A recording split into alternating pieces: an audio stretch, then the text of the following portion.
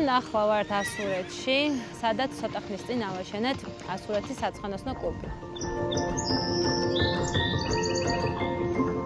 ეს არის ოჯახური თავლა და ვართ თავიდან ბოლომდე ყველა ოჯახის წევრი, ასე ვთქვათ, ჩართულები.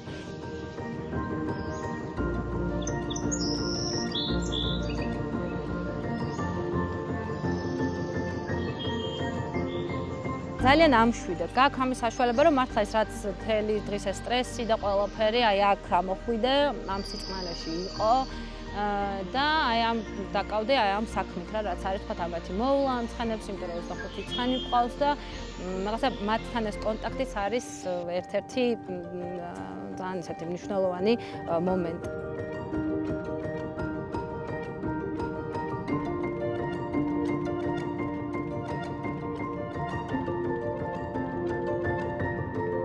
წლებია უკვე და სადღაც 30 წელზე მეტი უკვე რაც აი ამ სფეროში ვართ ჩართულები და სულ აი ეს ცხენები ჩვენთან ერთად მოდიან როგორც ვართ რაღაცა ოჯახში შვილები, ეს არიან ცხენები პარალელურად. ბავშვობიდან უკვე მამაჩემთან ერთად მოდის აი ეს ცხენების მიმართ სიყვარული. ყველაზე დიდ თავისუფლებას და ასევე ყველაზე დიდ პასუხისმგებლობასაც აქვსნებ ხოლმე. ეს ყველაფერი დაიწყო იქიდან, რომ მეითომინე ცხენები ყო. მერე აღმოჩნდა, რომ ერთი ცხენი რო ყავს, ეს კარგია, მაგრამ მარტო სიარული მინდორში, ტყეში ცოტა მოსაწყენია. ვიღაცა გჭირდება. ეხლა ორი ცხენი ყავდეს, უკვე ერთ ასეთი ადვილი საქმე აღარ არის და აი ესე ნელა-ნელა მივხვდით და რომ გამიშთა უფრო მეტი ცხენები. უცებ აღმოჩნდა, რომ რაღაც გადაწყვეტილება უნდა მიმეღო, იმიტომ რომ ამდენი ცხენი შენახვა, მაშინ ამდენი არ მყავდა, 24 ცხენი ყავს, ეხლა ყავდა 5 თუ 6 ცხენი და ამიტომ მიმეღო გადაწყვეტილება, რომ ამის ცხენები, თქვათ, დამეტოვებინა მხოლოდ 1 ან 2 ცხენი, ან რაღაცა ისეთი მიმართულება მიმეცა, რომ თუნდაც თავის შეინახავ. და აი ესე ნელა-ნელა დაიწყო ეგ ესა რა ქვია, საქმიანობაში ესე გადაიზარდა.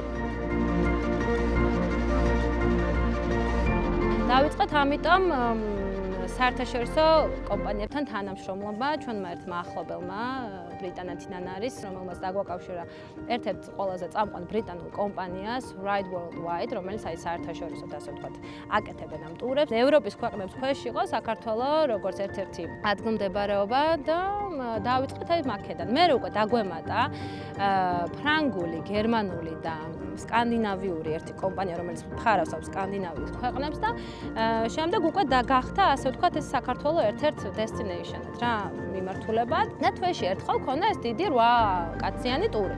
და ჩამოდიოდნენ, ვაცნობდით ამ ჯერ პირველი დღე იყო თბილისში ტური, მე ან დედა ჩემი ან ჩემი და ვისაც გვეცალა იმე ვუტარებდით ხოლმე, მე უკვე მამა ჩემი გადმოიბარებდა და 8 დღე მიდიოდნენ ცხენებით.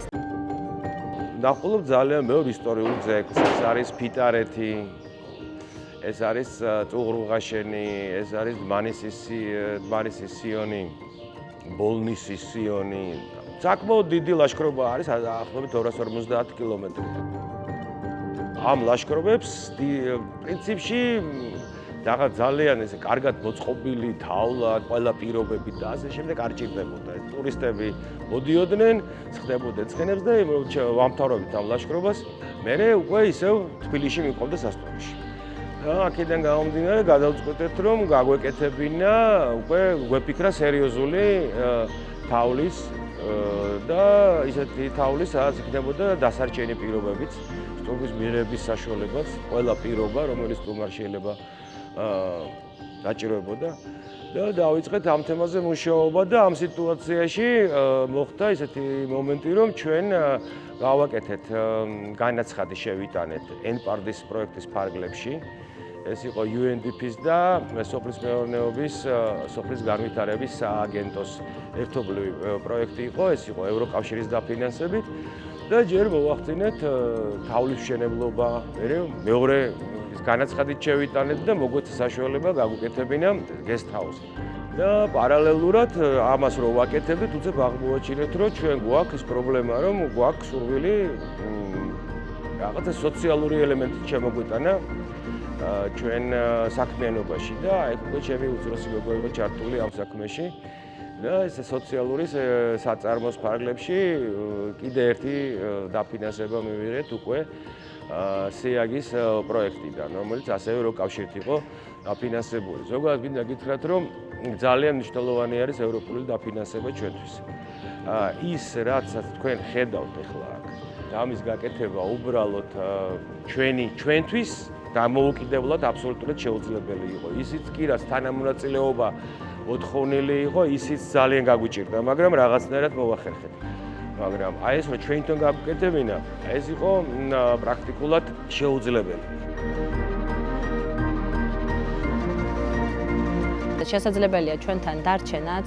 11 ნომერი გვაქვს, არის როგორც 2 ადგილიანი, ასევე 3 ადგილიანი ნომრები. გვინდა რომ გავხადოთ ეს ძალიან მიმზიდველი ადგილი და გვინდა რაც შეიძლება მეტ ადამიანს მივაწვდინოთ ხმა, რა თქმა უნდა სერვისებიც გვინდა რომ დავხვეწოთ და გვინდა ადგილობრივებს დავასაქმოთ. ძალიან ბევრი საინტერესო ადგილია, ძალიან ისეთი მონასტრები და თქვათ ეკლესიებია, სადაც მანქანით და ვერცფეხით ვერ მივხვალ და მხოლოდ ამ შემთხვევაში ცხენით არის შესაძლებელი და ეს ხდის ამ ყველაფერს ძალიან ესეთი უნიკალურს და განმტვერთვისთვის არის იდეალური საშუალება.